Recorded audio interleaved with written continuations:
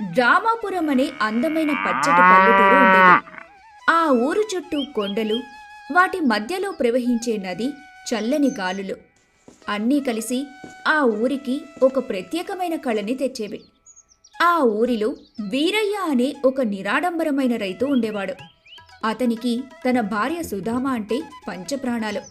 ఆ ఇద్దరూ కష్టపడి పొలం పనులు చేసుకుంటూ తమ జీవితాన్ని గడిపేవారు. కాని వారి దురదృష్టమేంటంటే వీరయ్య ఏ పంట వేసినా అది చేతికి వచ్చే సమయానికి అకాల వర్షాలు కురవడము, లేదంటే ఊహించని తుఫాను రావడము జరుగుతూ ఉండేది. దీంతో వీరయ్య అప్పుల ఊబిలో కూరుకుపోయాడు. ఆ ఊరిలో ఉన్న ధనవంతుడు పేరుకే శెట్టి. కాని అతని మనసులో మాత్రం దయా, జాలి అనేవి సున్నా. తన ధనాన్ని పెంచుకోవడానికి పేదవాళ్ల కష్టాన్ని దోచుకుంటూ ఉండేవాడు. వీరయ్య పరిస్థితి చూసి శెట్టి లోలోపల నవ్వుకునేవాడు. ఈ రైతు జీవితంలో పైకి రాడు అని అందరి ముందు అవమానిస్తూ ఉండేవాడు. ఒకరోజు వీరయ్య పొలంలో పండిన పంటను కోస్తున్నాడు. అరెరే, ఏంటిది? అకస్మాత్తుగా నల్లటి మబ్బులొచ్చాయి. అయ్యో, వర్షం పడేలా ఉంది. ఉరుములు మెరుపులు కూడా మొదలయ్యాయి అని వీరయ్య కంగారు పడి ఎంత వేగంగా కోసినా లాభం లేకపోయింది. భారీ వర్షం వచ్చి సగం పంటను నాశనం చేసింది. మిగిలిన సగం పంటను ఎలాగైనా కాపాడుకుందామని వీరయ్య ఇంట్లోకి వెళ్ళిపోయాడు.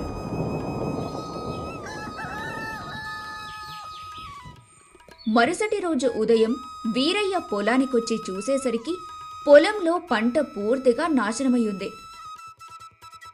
శెట్టి ఈ విషయం తెలుసుకుని పొలం దగ్గరికొచ్చాడు. అయ్యో వీరయ్య, నీ పంట మొత్తం పోయింది కదా. పాపం, నేను నీకు అప్పు ఇవ్వను, నన్ను మాత్రం అడగకు అని అవమానించి అక్కడ్నుంచి వెళ్ళిపోయాడు. మన అదృష్టం ఇంతేనా? మన కష్టం ఎప్పుడు వృధా అవుతుందేంటండి? అదే సమయంలో ఒక స్వామీజీ తన శిష్యులతో అనంతపురం గ్రామానికి వచ్చాడు. ఆయన మహిమలు చాలా గొప్పవి. ఆయన ప్రతి గ్రామానికి వెళ్లి ఆ గ్రామంలో ధనవంతులకు పరీక్ష పెడుతూ ఉండేవాడు. శెట్టి ఈ విషయం తెలుసుకుని తన ధనాన్ని చూపించడానికి గురువును తన ఇంటికి ఆహ్వానించాడు. గురువుకు చాలా మంచి సేవలు చేశాడు. శెట్టి నిజమైన భక్తుడనుకొని గురువుకు చాలా సంతోషం వేసింది. శెట్టి, నీ భక్తికి మెచ్చుకున్నాను. అందుకని నీకొక బహుమతి ఇస్తాను. అదే ఈ బహుమతి. ఈ చిలుక పేరు చక్రవర్తి. ఇది నీ జీవితాన్ని మార్చగలదు. దీనిని చాలా జాగ్రత్తగా చూసుకో. అప్పుడు శెట్టి కోపంతో, ఈ స్వామీజీ నన్ను మోసం చేశాడు. నాకు ఇంతకంటే మంచి బహుమతి ఇవ్వలేకపోయాడు. నేనేమైనా చిలుకల పెంపకందారున్నా? ఈ చిలుక నాకెందుకు? శెట్టి మాటలు విని చిలుక చాలా బాధపడింది. ఎగురుతూ ఎగురుతూ వీరయ్య పొలం పక్కనున్న పెద్ద చెట్టు మీద వాలింది. ఆ మర్రి చెట్టు కింద వీరయ్య తమ భవిష్యత్తు గురించి ఆలోచిస్తున్నాడు.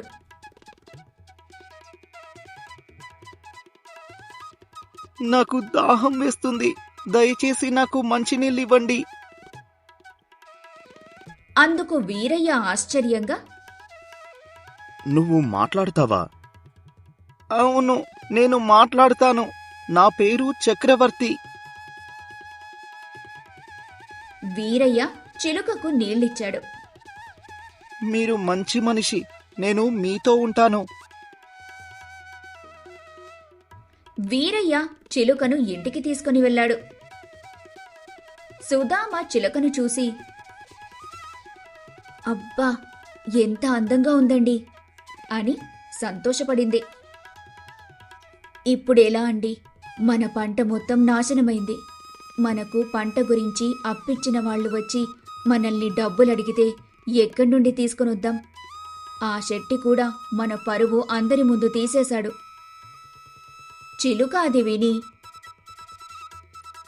బాధపడకండి, నేను మీకు సాయం చేస్తాను.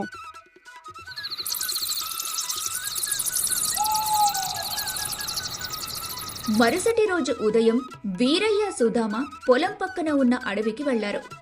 చక్రవర్తి చిలుక వాళ్ళని ఒక గుహ దగ్గరికి తీసుకెళ్ళింది. ఈ గుహలో చాలా నిధి ఉంది. మీరు కష్టపడకుండానే సంపాదించవచ్చు.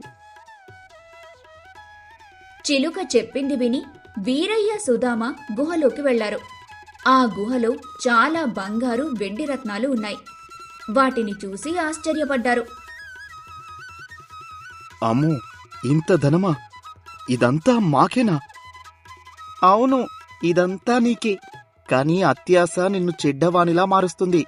అలా చెడ్డవానిలా మారకుండా మంచి పనులకు దీన్ని ఉపయోగిస్తే ఎల్లప్పుడూ నీతోనే ధనమంతా ఉండిపోతుంది. వీరయ్య సుధామ గుహలో నుంచి ఒక కుండలో ఉన్న బంగారు నాణాలను తీసుకుని ఇంటికొచ్చారు. ఆ తర్వాత వీరయ్య తన అప్పులన్నీ తీర్చేసి మిగిలిన డబ్బుతో కొత్త పంట వేశాడు. ఆ పంట చాలా బాగా పండింది. దాంతో వీరయ్య ధనవంతుడయ్యాడు. అనంతపురం గ్రామంలో వీరయ్య ధనవంతుడయ్యాడని తెలుసుకొని శెట్టికి చాలా ఆశ్చర్యం వేసింది. ఒకరోజు శెట్టి వీరయ్య ఇంటికి వెళ్తాడు. వీరయ్య, నీ దగ్గర తినడానికే తిండి లేకుండా ఉండేవాడివి. ఇంత ధనవంతుడివి ఎలా అయ్యావు? నా దగ్గర ఉన్న చిలుక వల్లే నేను ధనవంతుడనయ్యాను. అప్పుడు శెట్టి ఆ చిలుకను చూసి తన మనసులో, అయ్యో, ఇది నేను తరిమేసిన చిలుకే కదా. హే వీరయ్య, నా చిలుకని నాకు తిరిగిచ్చేయి. ఆ చిలుక నాది.